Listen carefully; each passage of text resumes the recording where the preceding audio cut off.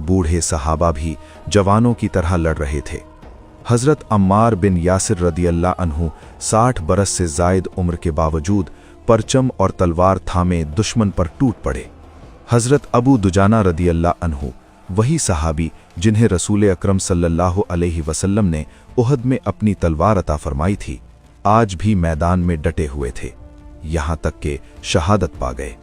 औरतों ने भी हौसले की मिसाल कायम की। हज़रत उम्मे अम्मारा रदियल्लाह अन्हा 11 ज़ख्म खाकर भी मैदान में खड़ी रहीं। रफ्ता रफ्ता मुसैलमा के लश्कर के कदम उखड़ने लगे। कई मारे गए, कई ज़ख्मी होकर गिरे और बाकी पीछे हटने लगे। हज़रत खालिद रदियल्लाह अन्हों के साथी दिल ही दिल में अल्लाह का शुक्र अदा कर रहे थे कि उसने नामुमकिन को मुमकिन बना दिया। अब सूरत हाल ये थी कि मुसैलमा का लश्कर टूट चुका था। वो अपने बचे कुचे साथियों को लेकर एक बुलंद दीवारों वाले बाग में जा घुसा। ये उसकी आखिरी पनाह थी। वहीं वो अपनी आखिरी जंग लड़ने वाला था और यही वो जगह थी जहां तारीख एक फैसला लिखने वाली थी। बाग का मुहासरा मुकम्मल हो चुका था। दीवारें बुलंद थीं, दरवाजे बंद थे और अंदर दुश्मन की आखिरी ताकत जमा हो चुकी थी।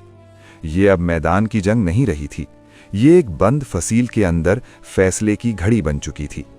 मुसलमानों ने दरवाजे तक पहुंचने की कोशिश की, मगर ऊपर से तीर बरस रहे थे। हर लम्हा कीमती था और हर लम्हा जानलेवा। फिर उसी हंगामे में वो तारीख साज लम्हा आ पहुंचा जिसने जंगे यमामा को हमेशा के लिए यादगार बना दिया। हज़रत वहशी बिन हर्ब रज़ियल्लाहु अन्हु आगे बढ़े। ये वही थे जो ग़ज़वा उहद में हज़रत हमज़ा रज़ियल्लाहु अन्हु की शहादत का सबब बने थे। बाद में अल्लाह ने उन्हें तौबा की तौफीक दी और इस्लाम ने उन्हें कबूल कर लिया। आज वो उसी इस्लाम के दुश्मनों के सामने खड़े थे। ये सिर्फ जंग नहीं थी, ये एक जिंदगी भर का बोझ था जो आज अपने अंजाम तक पहुंचने वाला था।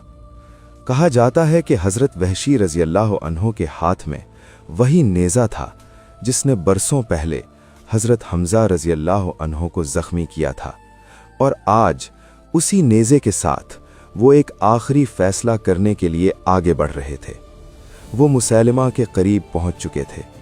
बाग के अंदर गर्द थी, चीखें थीं और हर तरफ तलवारें चल रही थीं। मुसैलमा अपने बचे खुचे साथियों के दरमियान आखिरी मुज़ाहिमत कर रहा था। हज़रत वहशी रज़ियल्लाहु अन्हु ने एक लम्हा ठहर कर निशाना लिया और फिर पूरे जोर से नेज़ा उछाला।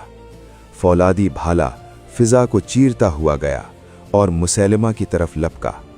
अगले ही लम्हे मुसैलमा ज़मीन पर गिर चुका था और उसी हंगामे में हज़रत अबू दुजाना रज़ियल्लाहु अन्हु भी आगे बढ़े।